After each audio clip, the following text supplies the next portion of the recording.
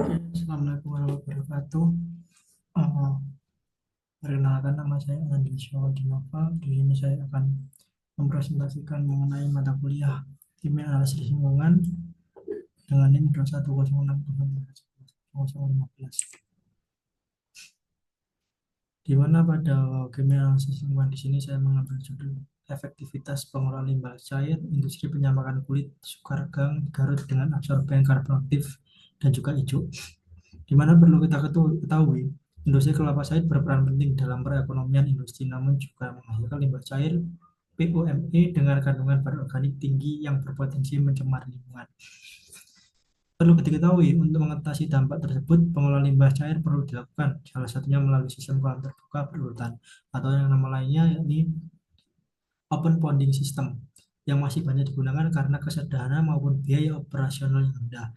Pengolahan ini bertujuan untuk menurunkan parameter pencemaran seperti BOD, COD, TSS, ataupun serta minyak dan juga lemak agar sesuai dengan baku mutu yang ditetapkan oleh pemerintah. Perlu kita ketahui, pada uh, limbah cair industri penyamangan kulit merupakan bagian dari industri pengolahan bahan mentah kulit hewan, seperti juga sapi, kambing, kerbau, ataupun dan lain-lainnya. Menjadikan kulit sama yang siap digunakan sebagai bahan dasar untuk pembuatan produk.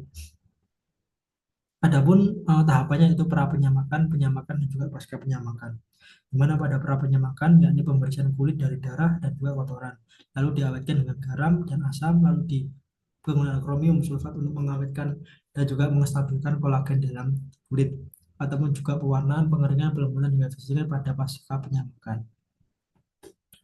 Tujuan daripada diolahnya limbah pada industri tersebut yakni mengurangi kadar logam berat khususnya krom dan juga menurunkan nilai BOD, COD, TSS sesuai dengan aturan baku mutu pemerintah pada MLHK nomor 5 tahun 2014.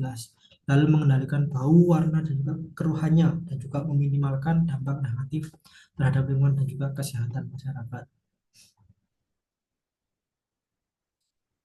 Adapun banyak industri sebelum mengolah limbahnya secara baik, banyak industri belum mengolah limbahnya secara baik sebelum dibuang ke lingkungan, dan juga tidak ada sistem pengolahan limbah terpadu yang efektif terutama dari industri skala rumah, di mana kandungan kromium, BOD, COD dan juga ada SS diujinya dan pH yang tidak sesuai baku mutu dihasilkan dari berbagai tahap dari pra penyamakan, penyamakan dan juga pasca penyamakan, dan juga bisa berupa sisa bahan kimia dan kotoran organik dari proses pembersihan kulit dan juga pencukuran kulit, lalu menghasilkan bau yang menyengat akibat senyawa kimia yang menguap seperti sakromium dan juga bahan organik yang terurai. Adapun hasil analisis pada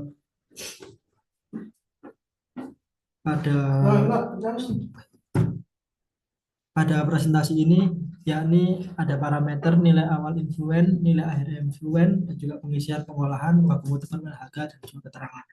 Perlu ketahui bahwa hasilnya diuji dari pH, BUD, COD, TSS, dan juga minyak dan lemak itu yakni memenuhi daripada baku mutu standar nomor Permen LHK nomor 4 tahun 2014. Adapun pada pH, yakni awal sebesar 4,3 meningkat menjadi 7,2.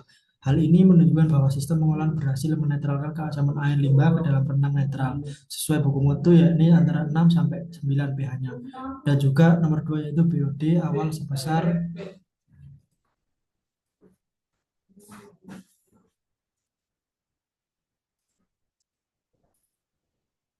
Adapun pada yang kedua yakni BOD mengalami turun drastis menjadi 93, yaitu nilai akhir ini berada di bawah batas maksimum 100 mg per liter ditetapkan oleh Permen LHK, di mana yang berarti kandungan pada bahan organik mudah terurai dalam limbah telah berhasil ditekan.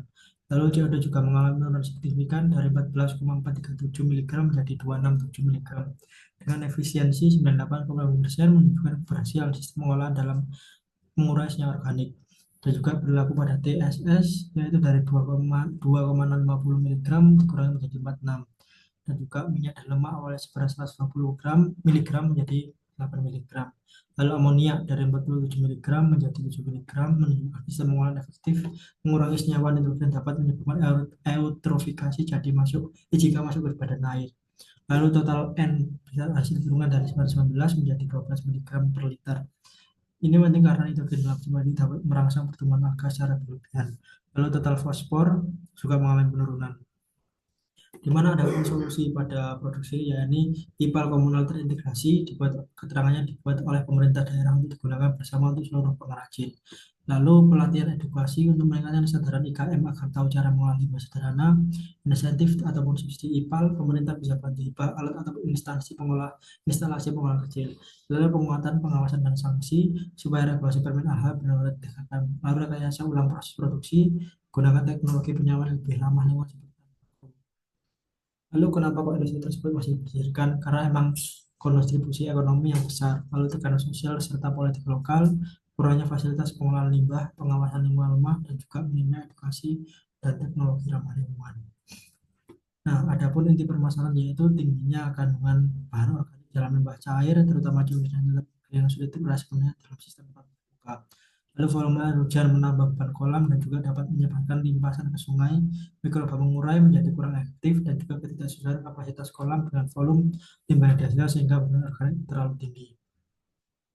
Adapun solusinya yaitu fitoremediasi, yaitu penggunaan tanaman air untuk menyerap zat organik dan nitrogen. Optimasi sistem kolam terbuka dengan pengaturan waktu tinggal dan bahan organik sesuai kapasitas. Lalu memanfaatkan kandungan organik atau gas metana terlebih untuk produksi biogas sebagai energi terbarukan. Ini untuk permen LHK-nya, yakni mengacu pada 25 November tahun 2014.